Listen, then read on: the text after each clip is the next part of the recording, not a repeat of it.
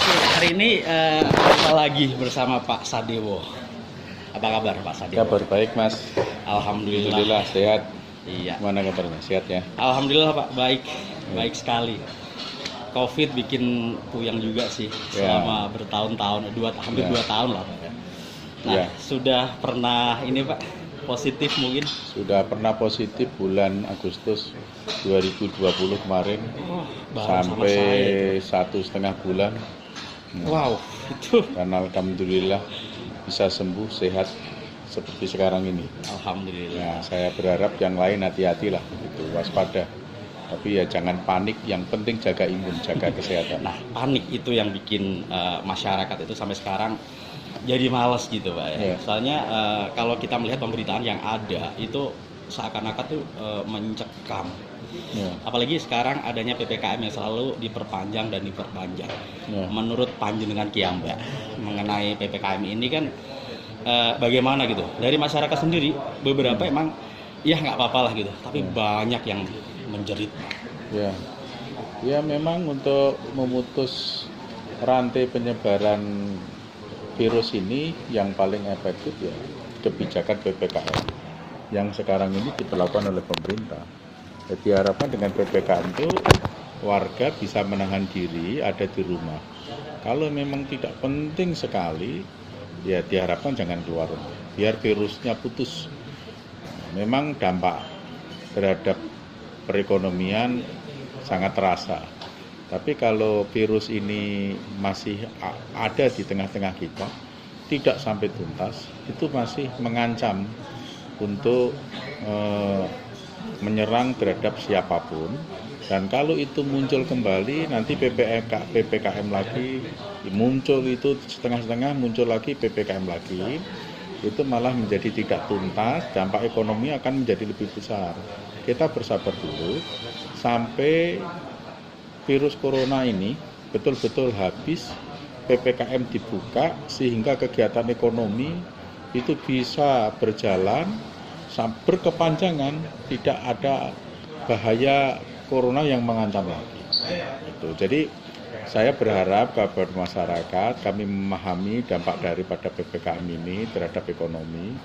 Tapi kalau ini tidak dilakukan PPKM, masyarakat tidak taat terhadap PPKM, itu virus corona tidak tuntas, suatu saat akan muncul kembali, nanti juga akan mengganggu perekonomian lagi jika diberlakukan PPKM. Nah, kalau dari panjenengannya seperti itu atau dari pemerintah lah Pak ya. Tapi kalau dari masyarakat sendiri, ini saya mewakili netizen lah Pak ya, yang biasanya ramai di medsos gitu kan.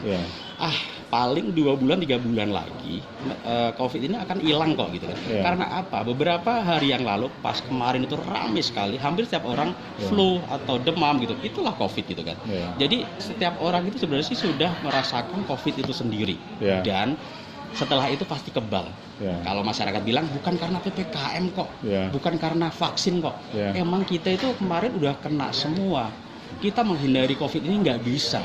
Mau PPKM, mau apa itu percuma. Ini suara netizen Pak ya. Saya mewakili tersebut. Soalnya kalau saya sendiri, kalau melihat di lapangan dari masyarakat itu sendiri, memang PPKM itu kan cuman ada di publik gitu kan. Kan nggak pernah sampai ke perkampungan atau ke pedalaman. Masyarakat itu seperti apa gitu kan. Saya juga membaca, jadi komentar netizen itu saya membaca. Apa yang disampaikan itu juga realita gitu, realistis, apa yang dialami, dan di tengah-tengah masyarakat itu apa yang disampaikan itu benar adanya.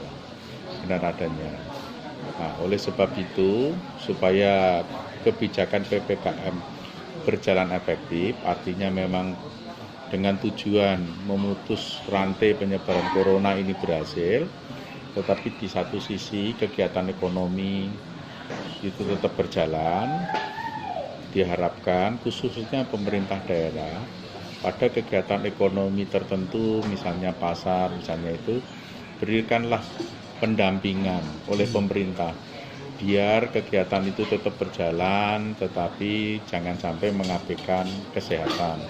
Jangan mengabaikan namanya bahaya mengancam virus corona. Tidak jadi masalah bahwa masyarakat tetap beraktivitas sebagaimana mestinya. Tapi itu ya jangan sampai dibiarkan begitu saja. Ketika nanti ada di antara mereka kena virus corona, itu kemudian pemerintah membuat kebijakan PPKM harus diperpanjang lagi, itu kan juga mengganggu perekonomian lagi. Ini kan sebenarnya sih kayak berat sebelah gitu kata ya. Ada beberapa yang memang seakan-akan itu aduh kita dibiarin aja gitu ya. Misalkan kemarin yang demo pariwisata Pak, mati gitu. Memang saat ini emang benar-benar macet total gara-gara semua pariwisata itu ditutup.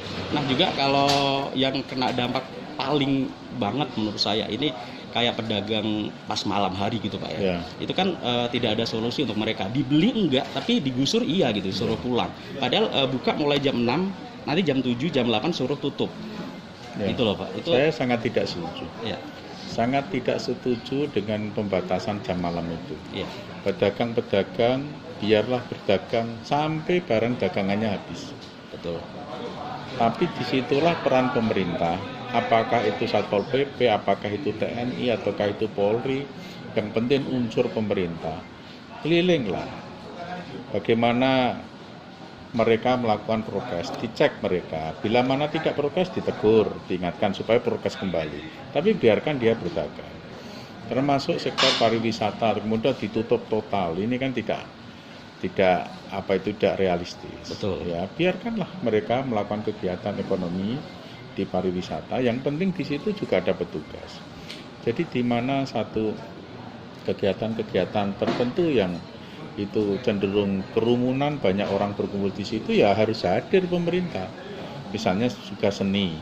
Betul. Ya, payuban, off semuanya. pas, apa itu, ketoprak, wayang, apa saja seni di situ.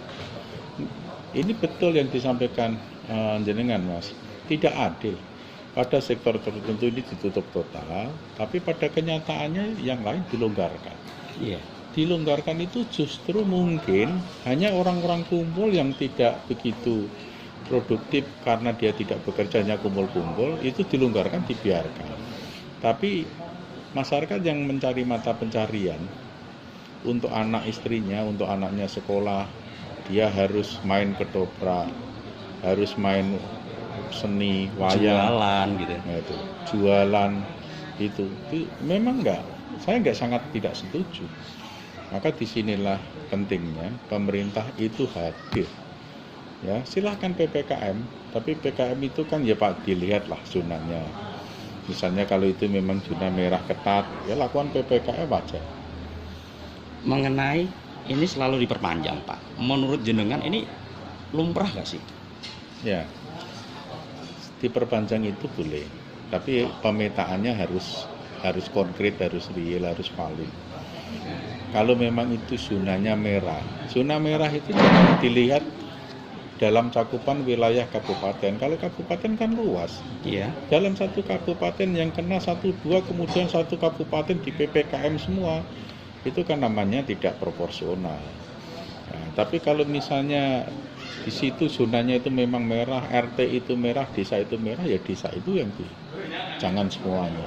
Jadi PPKM silahkan diperpanjang, tetapi itu diperlakukan kepada zona yang betul-betul merah. Zona merah itu ya yang detail, jangan langsung dipukul rata secara. Ini kan COVID memang bisa dibilang, bisa semuanya hancur lah Pak ya. Apa sebaiknya itu nggak kayak di luar negeri aja Pak, kita berdamai sama COVID itu sendiri gitu kan. Kan vaksin sudah berjalan. Terus PPKM juga masih dijalankan gitu kan. Masyarakat udah jenuh sebenarnya dengan apapun yang ada. Nggak peduli malah. Memang kemarin COVID meningkat. Tapi karena mungkin pengaruh cuaca juga gitu. Ini kan kita itu kan harus berbicara itu kan dengan dasar yang bisa dicerna secara logika ya. Betul. Yang bisa dipertanggungjawabkan secara ilmiah. Tidak spekulasi, tidak tebak-tebak yang menimbulkan spekulasi yang belum tentu tebakan itu benar. Kalau dikatakan bahwa kemarin itu karena faktor cuaca, itu juga tidak ada penelitian yang menyimpulkan seperti itu. Tapi kalau menurut saya malah justru kemarin itu emang benar-benar kebanyakan masyarakat itu sudah terinfeksi gitu Pak. Tapi saat ini kan sudah menurun. Yes, berarti gini, kita itu kan berbicara atas data ya. Iya betul. Kita itu berbicara atas data, bukan atas opini ya. Betul. Kalau data itu memang kemarin menunjukkan bahwa yang kena COVID virus ini memang banyak. Hasil swab, hasil PCR, hasil antigen itu kan merupakan satu instrumen yang untuk kita tahu bahwa dia itu COVID atau tidak. Kalau sudah dilakukan itu dan faktanya memang positif, berarti itu memang kena. Data menunjukkan bahwa pada saat itu COVID naik, banyak yang meninggal, ya kan? Banyak yang meninggal. Arti kata banyak itu bukan berarti jumlah yang meninggal lebih banyak daripada enggak ya. Betul. Itu faktanya seperti itu, di Kudus, di Pati, di mana saja seperti itu. Apalagi di kota-kota besar seperti Jakarta. Jadi kalau pemerintah ketika itu memperlakukan PPKM untuk di Jawa dan Bali, itu ya sangat rasional, kan sangat rasional. Jadi tidak bisa satu kebijakan pemerintah atas dasar opini, tapi harus data atas dasar data. Kalau sekarang ini kita lihat, bagaimana perbedaannya dulu dengan sekarang, memang menurunnya tajam. Betul. Nah itulah yang sekarang ini harus dikoreksi. Apakah PPKM itu juga harus diperlakukan secara keseluruhan seperti yang kemarin? Saat ini masih Pak. Nah, Saat ini masih. Ataukah yang cukup merah pekat? Yang perlu kita kritisi adalah PPKM yang sekarang ini masih sama yang kemarin.